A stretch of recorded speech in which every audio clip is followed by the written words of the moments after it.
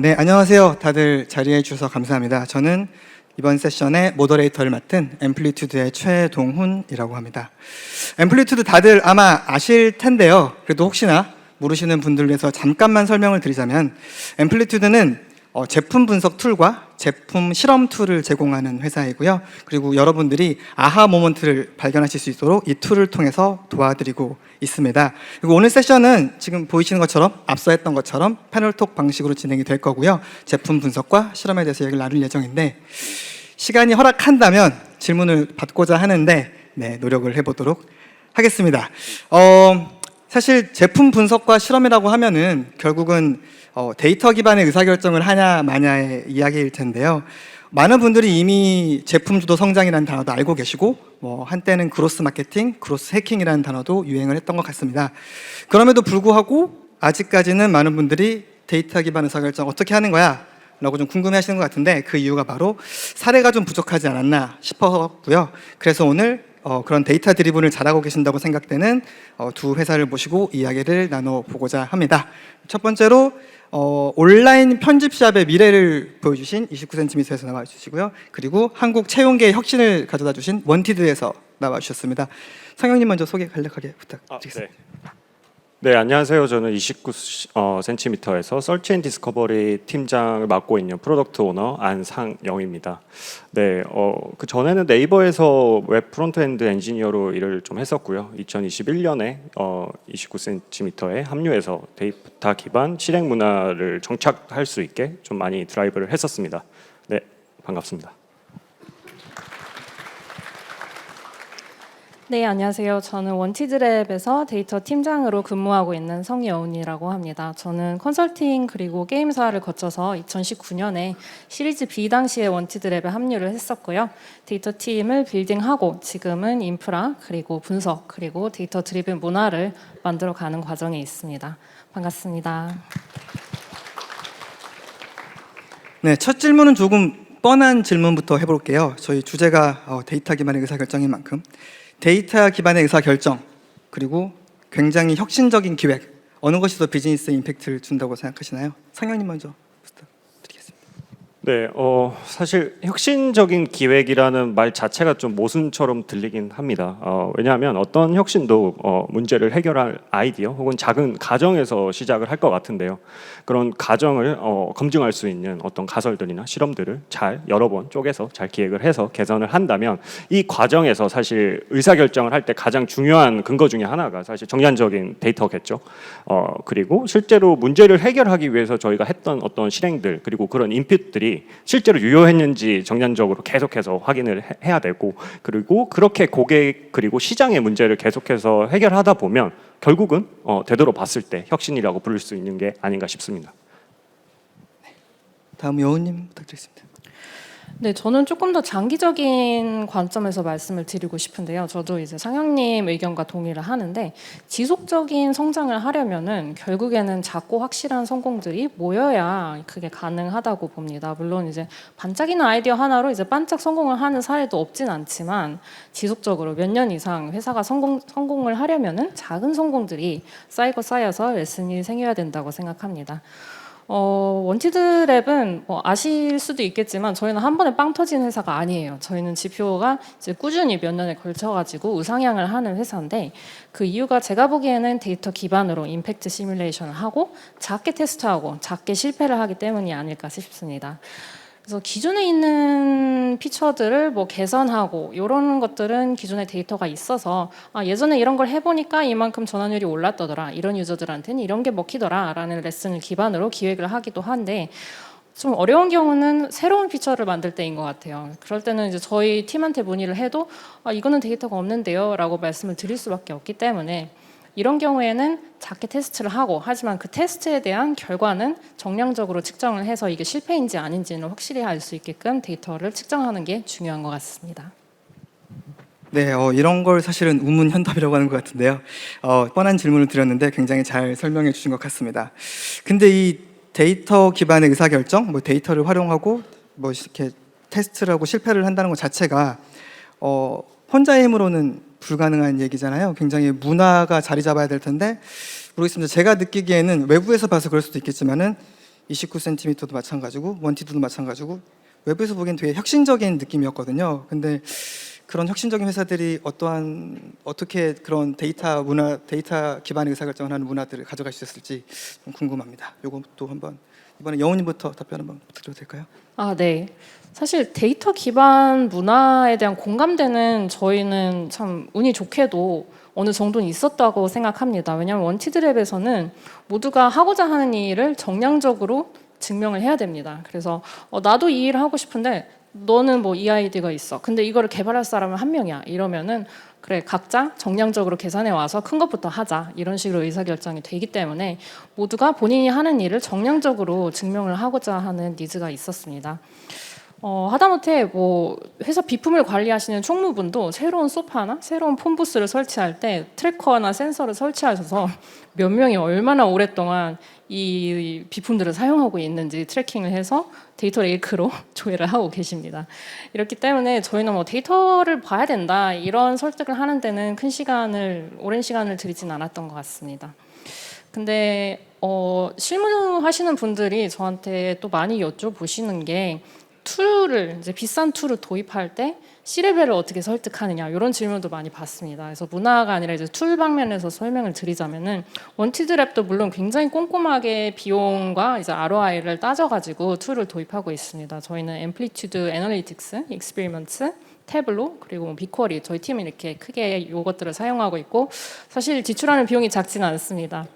그리고 원티드랩은 이제 ROI가 1.5 이상은 나와야 기본적으로 그건 충족을 시켜야 결제가 나기 때문에 그거를 매번 정량적으로 이제 증명을 하고 있는데요.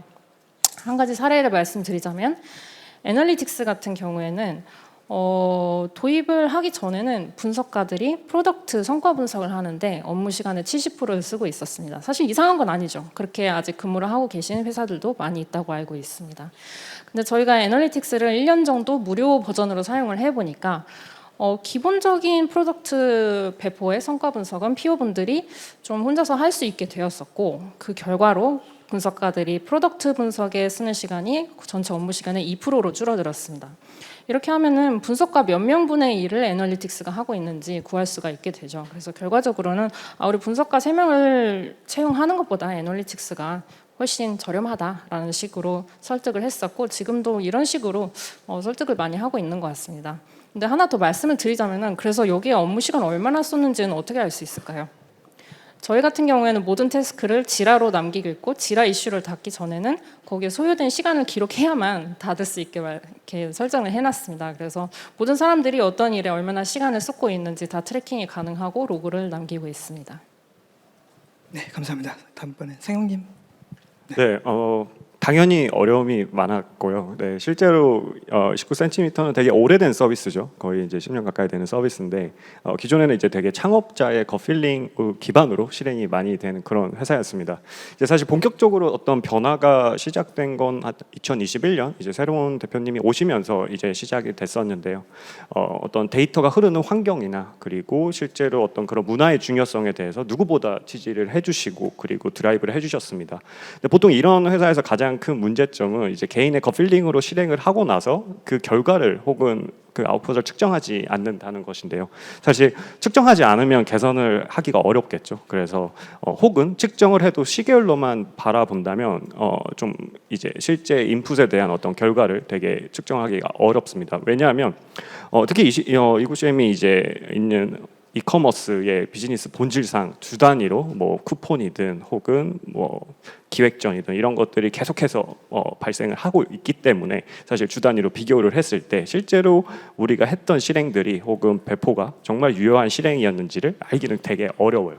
그래서 저희는 이렇게 데이터 기반으로 효과적인 실행을 하려면 보통은 사실 유의미하다고 컨펌한 그런 실행들을 되게 더블 다운하고 확장하는 그런 실행들을 해야겠죠. 그래서 이런 것들을 변화를 시키기 위해서 크게 3가지 정도를 실행을 했어요. 첫 번째가 이제 데이터 접근성을 높였고요. 그 다음에 두 번째가 데이터 리터러시를 높였고 세 번째가 쇼 앤 프루브 했습니다. 그래서 첫 번째로 이제 접근성을 높이기 위해서 이제 앰플리튜드 애널리틱스랑 익스퍼리먼트를 굉장히 잘 활용을 하고 있고요. 그 다음에 데이터 리터러시를 이제 전사적으로 높이기 위해서 실제로 뭐 사내 특강도 많이 진행을 했었고 뭐 뉴스레터를 뭐 발행을 한다거나 막 그런 실행들도 했었습니다. 그리고 마지막으로 실제로 이런 어떤 저희가 데이터 기반의 어떤 실행들을 통해서 이제 고객의 어떤 불편함을 해결할 수 있고 실제로 지표가 움직인다는 것들을 눈으로 보여줘야만 사실 변화가 시작이 되더라고요. 그래서 그런 식으로 저희는 진행을 했었습니다. 예상은 했었지만 굉장히 어려움들을 겪어가면서 문화를 정착하실 수 있게 힘써주신 것 같고 그 힘쓰신 곳 중에 앰플리튜드가 힘이 되었다니 너무 기쁜 것 같습니다. 지금은 조금 이제 실험에 대해서 이야기를 해보도록 할게요.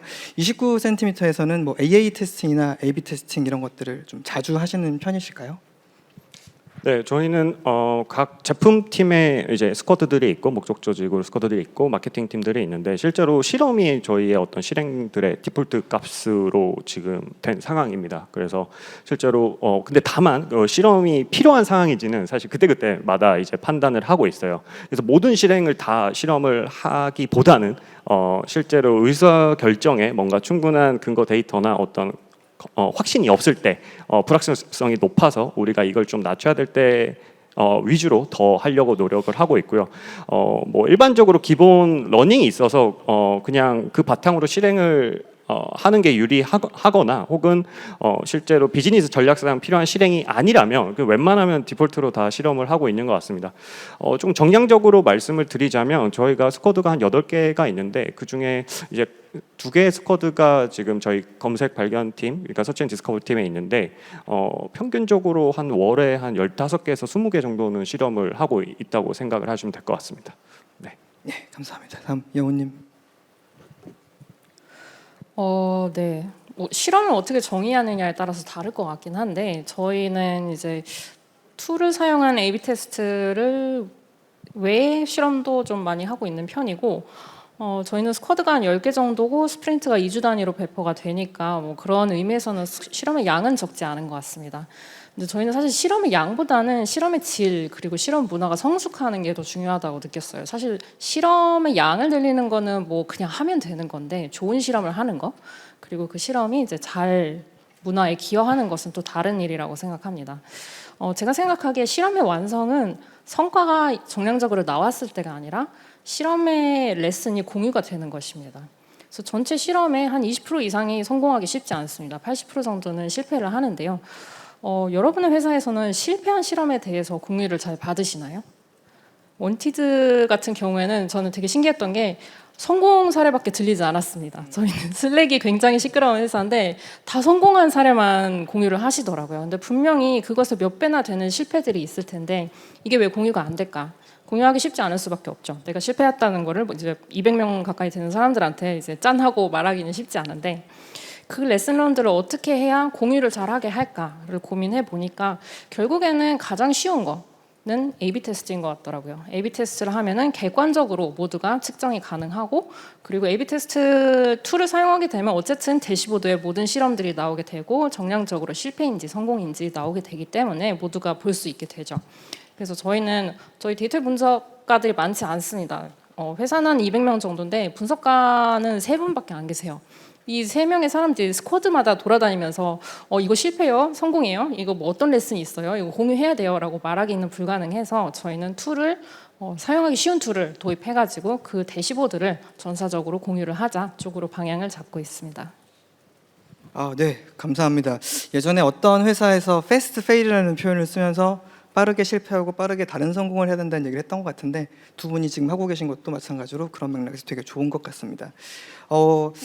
이거는 그냥 제 편견일 수도 있는데 그 AA 테스팅이나 AB 테스팅이라고 특히나 한다고 하면은 되게 작은 테스팅들이 떠오르거든요. 뭐 버튼을 색깔을 바꾼다든지 아니면 뭐 UI를 위아래를 바꾼다든지 뭐 폰트를 바꾼다든지 이런 것 같은데 그 또 한편으로는 이런 작은 실험들이 과연 정말로 비즈니스에 임팩트를 주는지가 좀 궁금합니다. 편하신 대로 누가 먼저? 네. 네. 제가 얘기하겠습니다.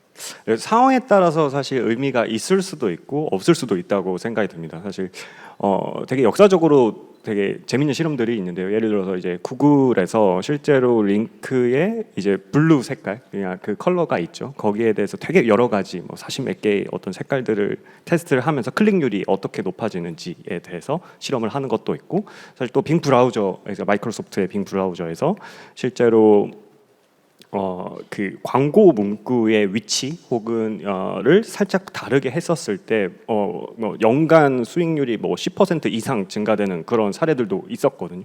그러니까 그런 것들처럼 어떻게 보면 되게 사소해 보이지만 사실 관가할 수 있는 그런 실행들이지만 실제로 어떻게 보면 되게 큰 임팩트를 낼 수 있다고 생각을 합니다. 하지만 근데 항상 저희가 생각해야 될 건 비즈니스의 상황을 좀 고려를 해야 될 것 같아요. 사실 구글이나 마이크로소프트 같은 회사들은 사실 1bps 뭐 0.01%의 어떤 변화 자체만으로도 굉장히 큰 임팩트를 낼 수 있는데, 근데 이제 막 시작한 되게 작은 스타트업이 이런 실험에 사실 시간을 쏟고 있다면 상대적으로 좀 덜 의미가 있지 않을까 싶습니다. 결국에는 그 비즈니스 상황에 맞게 실험 여부를 의사결정하는 것도 굉장히 중요한 의사결정일 것 같습니다. 네, 저는 이제 상현님께서 이제 작은 회사에서는 맞지 않을 수도 있다고 말씀하셨으니까 저는 이제 작은 회사를 차치하고 말씀을 드릴게요. UI를 가장 많이 변경하는 때는 언제라고 생각하시나요? 제가 경험했을 때는 대규모 마케팅을 하기 직전, 아니면 뭔가 리브랜딩을 하기 직전에 좀 UI를 되게 많이 바꾸시는 것 같더라고요. 색깔도 바꿔보고 문구도 바꿔보고 뭐 배치도 바꿔보고 구조를 뭐 리스트형에서 칸반 형식으로 바꿔볼까 이러면서 본인의 꿈과 희망을 이제 다 한꺼번에 배포에 실어버리는 경우가 있습니다. 저희도 2019년에 원티드랩 이제 처음으로 TBC를 한 적이 있었어요. 너무너무 신났죠. 이제 대규모로 우리도 이제 TV에 나온다 이러고 신나서 4가지 랜딩 페이지 버전을 만들어서 한꺼번에 배포를 했습니다. 각각 다르게 생겼었죠. 결과는 어땠을까요? 4개 중에 아무것도 명확한 승자는 없었어요. 네. 그래서 이때 모든 거를 몰아서 배포를 해버리면 이게 색깔 때문인 건지 뭐 문구 때문인 건지 구조 때문인지 뭐 성공과 실패의 요인을 분석하기가 쉽지 않습니다. 그래서 그런 의미에서 저는 평소에 문구나 이제 색깔을 하나하나씩 다른 실험들과 병렬로 배포를 하면서 이제 평소에 좀 최적화를 하는 게 중요하지 않을까 생각합니다. 네, 감사합니다. 답변을 듣다 보니까 제 다음 질문이 잘못된 질문인 걸 깨닫고 있는데요. 그럼에도 불구하고 질문을 드려볼게요. 작은 실험을 자주 해가지고 비즈니스 임팩트 주는 게 더 중요하다고 느껴지긴 하는데, 그래도 혹시 모르니까 뭔가 큰 실험이라고 부를 수 있는 게 있는지 좀 궁금합니다. 그리고 그런 걸 하신 적이 있는지도 궁금하고요.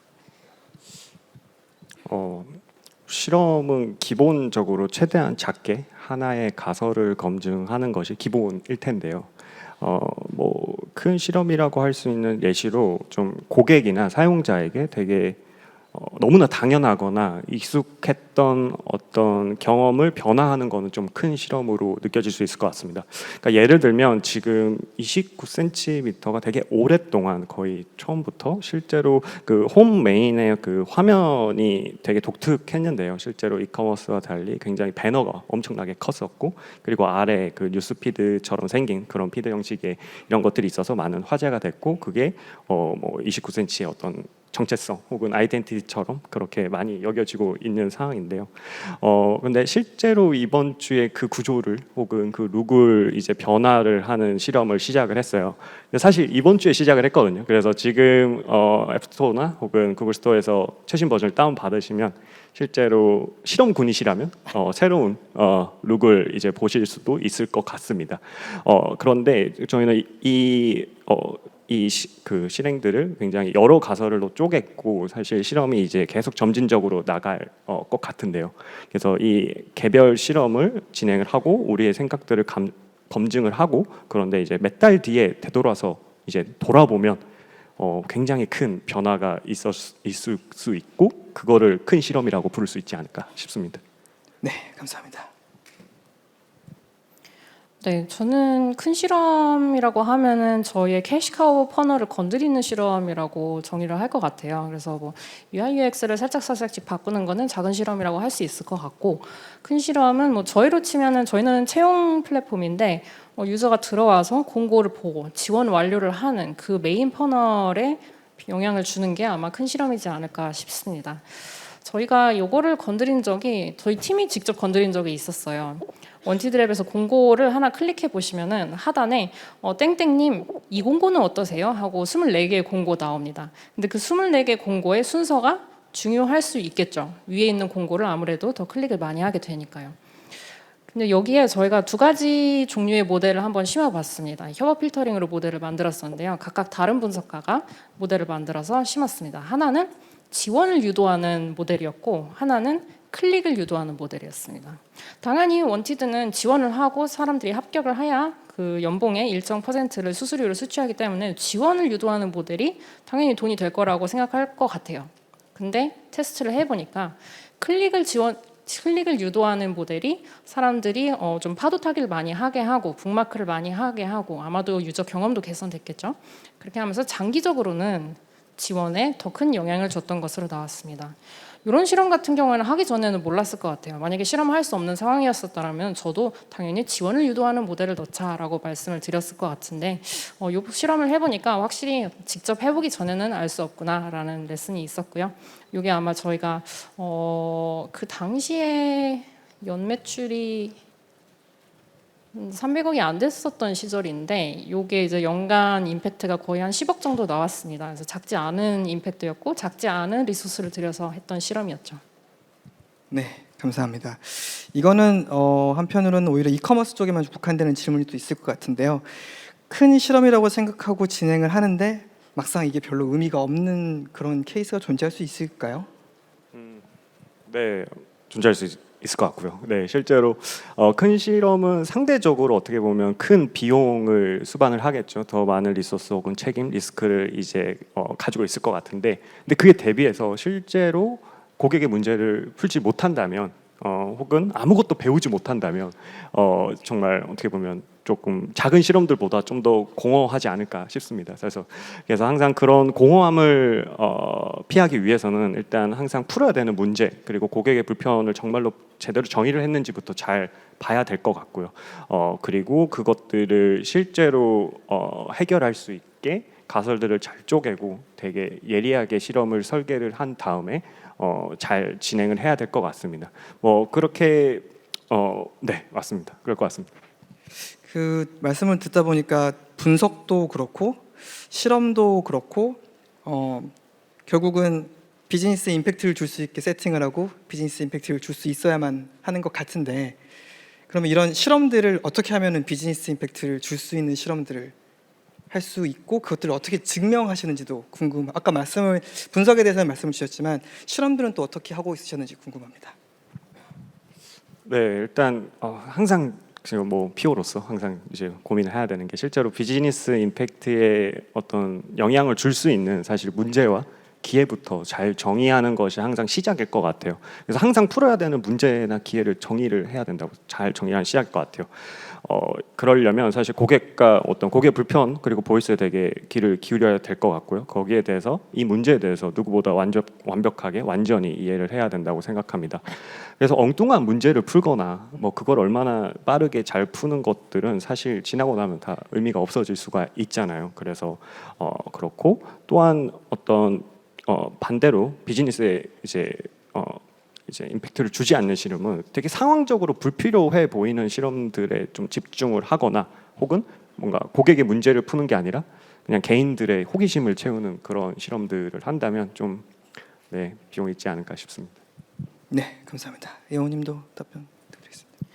네, 비즈니스 임팩트라는 건 정량적인 거죠. 그래서 정량적인 결과가 나오게 하는 실험은 어떤 공통점을 갖고 있을까요? 제가 보기에는 가설이 있어야 되고 그리고 성공 실패를 이제 진단할 수 있는 지표가 있어야 됩니다. 되게 당연한 말 같죠? 근데 의외로 이게 없는 경우도 있습니다. 그냥 이거를 해야 될 것 같아. 근데 이거를 명문화하지 않고 그냥 실험을 시작하고 배포를 하신다면은 배포를 한 다음에 근데 이 지표 봐야 되는데 비포가 없어. 이런 경우가 있다거나 아니면 지표 설정을 그런 경우도 있어요. 지표는 보통 프라이머리 지표 하나가 있고 많아봤자 세컨더리 지표가 하나 있는데 실패할 수도 있으니까 지표를 5개를 설정할 수도 있죠. 그래서 만약에 첫 번째 지표가 잘 안 나와요. 그러면은 근데 두 번째 지표는 괜찮아. 근데 두 번째 지표도 별로예요. 그러면 근데 세 번째 지표는 괜찮은데? 이런 식으로 해석하는 경우도 있습니다. 그래서 이런 실험 문화가 있다면은 비즈니스적으로 임팩트가 있는 실험들이 나오기 힘들겠죠. 결과도 잘 해석이 안 될 테고 그리고 저 결과에 아무래도 조금 사심이 많이 들어가게 됩니다. 그래서 지표를 하나만 설정하고 가설을 명확하게 하는 게 가장 중요하다고 생각하고 요거를 강제할 수 있는 방법이 또 다시 A/B 테스트 모세가 되지만 A/B 테스트를 반드시 하게 하면 지표를 설정할 수밖에 없고 하나의 지표를 설정할 수밖에 없기 때문에 네, 어느 정도는 실험 문화가 조금 정돈되는 것 같습니다. 네, 그러면 이게 저희 다 회사원들이고 사장님들도 있으시겠지만 많은 분들이 지금 직장인 분들이신데 이 모든 것들을 해냈다는 것을 내가 잘한 거다, 우리 팀이 잘한 거다라는 성과를 증명해야 되잖아요. 이런 것들은 그러면은 어떻게 증명을 하고 계시는지도 궁금합니다. 네, 실험을 설계할 때 보통 성공 지표나 혹은 뭐 이제 이런 것들을 잘 아까 말씀하신 뭐 프라이머리 매트릭도 잘 설정을 하고 롤아웃 시나리오도 이제 준비를 하는데요. 실제로 그런 실험에서 중요하게 생각했던 지표들의 변화를 통해서 실제로 임팩트를 이제 낼 것 같은데, 근데 사실 이런 것들이 항상 그냥 작은 인풋 지표일 수가 있어요. 그러니까 이제 그냥 유저의 행동 변화가 실제로 비즈니스 임팩트로 어떻게 지금 환산이 될 수 있을까? 뭐 이런 질문들을 항상 이제 받게 되는데, 공격받을 수도 있고 그렇게 받게 되는데, 그러니까 중요한 거는 결국 이 비즈니스마다 도메인마다 그 매트릭 하이라키가 있을 것 같아요. 그래서 실제로 가장 상위 지표가 있을 거고 이제 거기서 이제 브레이크다운해서 계속 내려오면서 어떤 구조를 만들 텐데, 실제로 그 구조 안에서 어떤 인풋 지표를 변화시켰을 때 이제 레벨업, 레벨 다운 하면서 그 인근에 있는 지표들을 변화시킬 거고, 그랬을 때 가장 상위에 있는 지표들에 어떤 영향을 줄지를 프로젝션 해볼 수 있을 것 같습니다.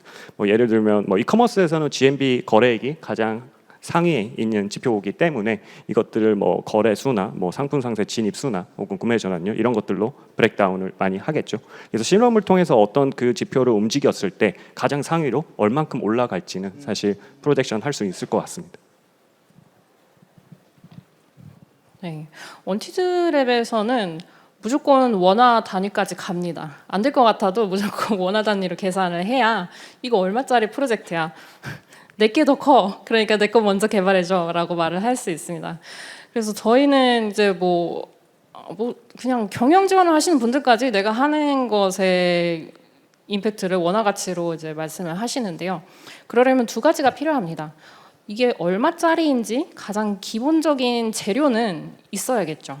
그래서 저희 데이터 팀이 매 반기마다 지금 최신화하는 그런 LTV 계산 뭐 재료 테이블이 있습니다. 지원의 가치, 북마크의 가치, 뭐 공고 클릭의 가치, 혹은 하다못해 뭐 SNS 글 조회의 가치, 컨텐츠 조회의 가치, 그리고 직원 한 사람이 일하는 한 시간의 가치, 이런 것까지 다 있습니다. 그래서 요거를 업데이트를 해놓고, 그리고 이제 전사 직원들은 앰플리튜드 같은 그런 분석 툴로 이제 내가 행동을 했을 때 영향을 받은 사람들이 전후로 어떻게 바뀌었는지, 전환율이 어떻게 바뀌었는지를 측정하시죠. 그 전환율이 바뀐 퍼센트 포인트에 데이터 팀이 제공하는 그런 재료들의 가치를 곱하면은 본인이 한 임팩트가 나오겠죠.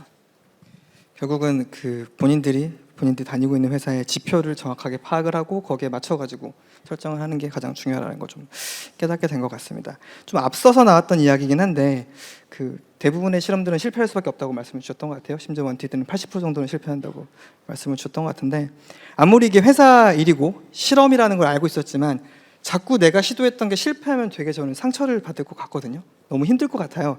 그런 것들은 좀 어떻게 이겨내고 계신지 마인드셋 같은 게 좀 궁금합니다.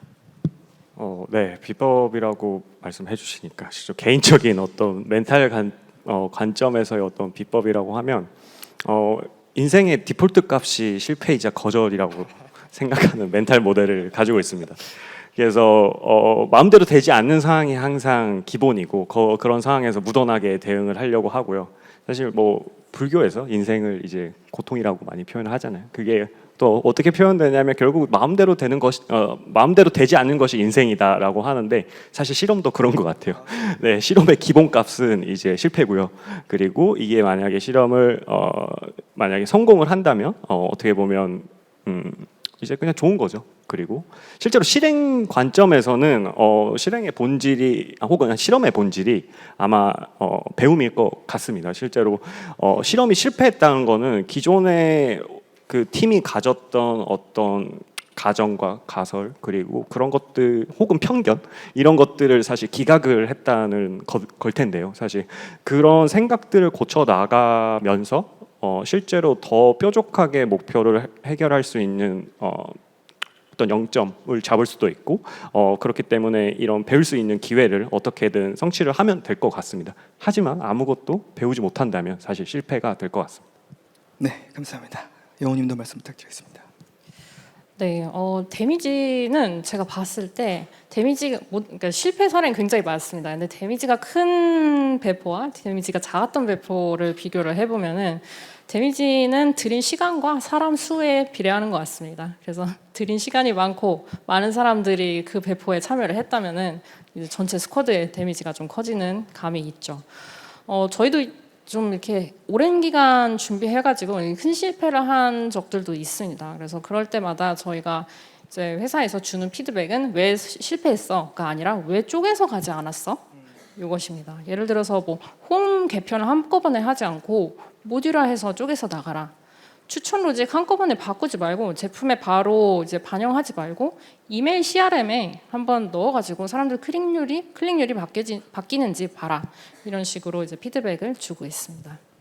네, 결론적으로 두 분 다 말씀 주신 게 작게 자주 실패하자 그리고 배우자라고 결론을 내릴 수 있을 것 같습니다. 저 거의 끝나가니까 엎드려 절받기 질문 하나만 하도록 하겠습니다. 두 회사는 저희 앰플리튜드 애널리틱스와 익스페리먼트 실험 툴이죠. 두 가지 다 함께 사용하고 계시는데요.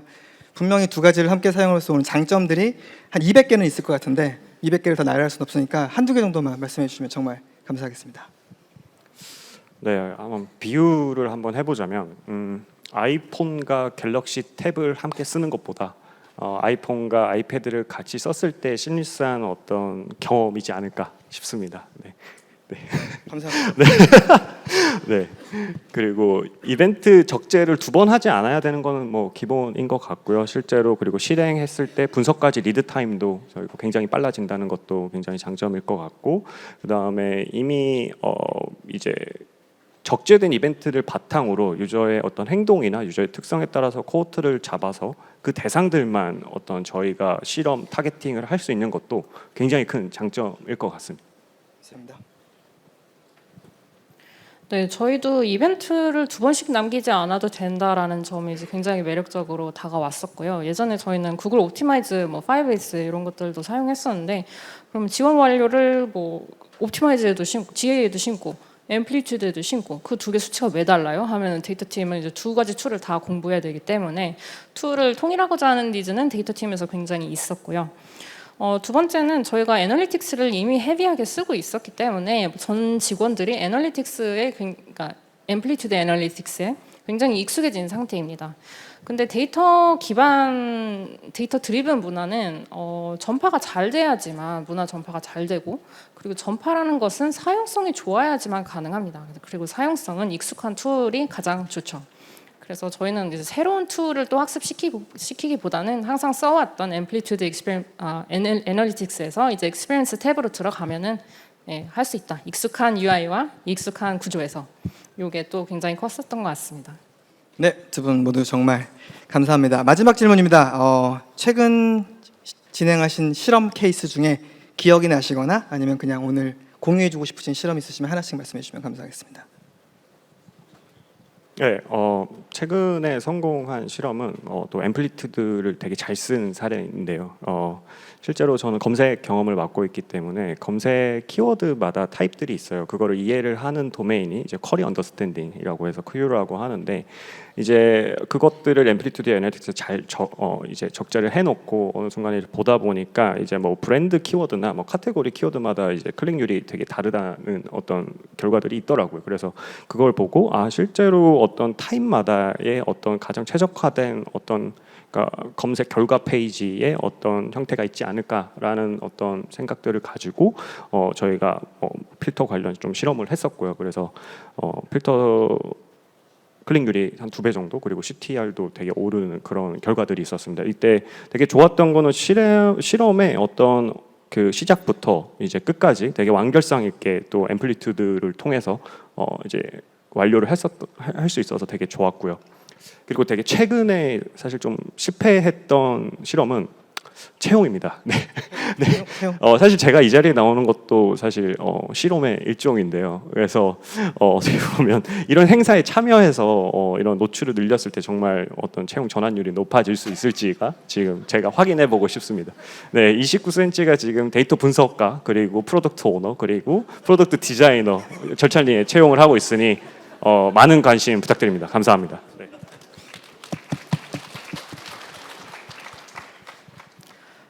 네, 원티드랩도 데이터 분석가 채용을 하고 있으니까 원티드에서 검색하실 때 두 회사 같이 봐주시면 감사하겠습니다. 저는 자꾸 회사의 되게 인간적인 면모를 말씀드리게 되는 것 같은데 저는 좀 거하게 실패한 사례를 하나 말씀을 드리고 싶네요. 원티드는 채용 플랫폼인데 사람이 채용이 됐을 때 연봉의 일정 퍼센트를 수수료로 수취하기 때문에 구직자들을 위한 인터페이스도 있고 기업들을 위한 인터페이스도 있습니다. 근데 돈은 기업들이 내기 때문에 사실 기업 고객의 퍼널이 굉장히 매출에 직접적으로 영향을 많이 줍니다. 한 번은 이 기업 인터페이스를 대대적으로 개편한 적이 있었습니다. 개편을 해야 된다는 건 분명했어요. 굉장히 누가 봐도 불편한 인터페이스였기 때문이죠. 근데 6개월에 걸쳐서 잘게 배포를 안 하고 6개월 만에 한 번 배포를 해버리니까 결과 어땠을 것 같으세요? 80%의 실험들이 실패하는데 이 실험은 성공했을까요? 거하게 실패했습니다. 어떻게 거하게 실패했냐면은 저희한테 굉장히 중요한 지표 중에 하나가 기업들의 공고 등록 전환율이에요. 공고가 올라가야 저희가 공고 수만큼 매출이 올라가는 건데 공고 등록 전환율이 눈에 띄게 떨어진 거죠. 근데 무엇 때문에 떨어졌는지는 알 수 없었습니다. 구조도 바뀌고 인터페이스도 바뀌고 뭐 보여주는 정보도 바뀌고 모든 게 바뀌었고 이제 스쿼드 1 모두의 꿈과 희망을 실은 배포였기 때문에 누구의 꿈이 문제였는지는 알기 쉽지 않았어요. 그래서 어떻게 했을까요? 다시 몇 개월에 걸쳐서 부분적으로 롤백을 하고 부분적으로 개편을 하면서 지표를 다시 원상복귀를 시켰습니다. 그래서 교훈은 제가 봤을 때 돌아간다면 우리가 그 배포를 안 할까요? 그건 아니에요. 어차피 개편을 해야 되는 부분이었기 때문에 배포는 할 것 같긴 한데 쪼개서 할 것 같습니다. 회사에서 이제 격하게 피드백을 준 것도 왜 6개월 동안에 배포를 한 번도 안 했어? 이 부분이었거든요. 그래서 중요한 거는 성공을 하는 실험을 하는 게 아니에요. 교훈을 얻을 수 있는 실패를 하는 거죠. 네, 저는 이 말씀을 마지막으로 드리고 싶었습니다. 네, 감사합니다. 두 분 정말 좋은 말씀 많이 해주셨네요. 저희가 Q&A는 시간이 조금 모자라서 진행이 어려울 것 같은데 두 분 모두 장내에 계실 거니까 이따가 추가 질문 있으신 분들은 만나셔가지고 질문하시면 좋을 것 같고요. 오늘 말씀 주신 내용들이 실험과 분석에도 관련이 있지만 어떤 분께서는 불교의 얘기도 해주시고 구직의 기회도 주시고 네, 많은 실패에 대한 이야기도 해주시고 정말 좋았던 것 같습니다. 지금까지 경청해 주셔서 감사하고요. 오늘 세션 여기서 마치도록 하겠습니다. 감사합니다.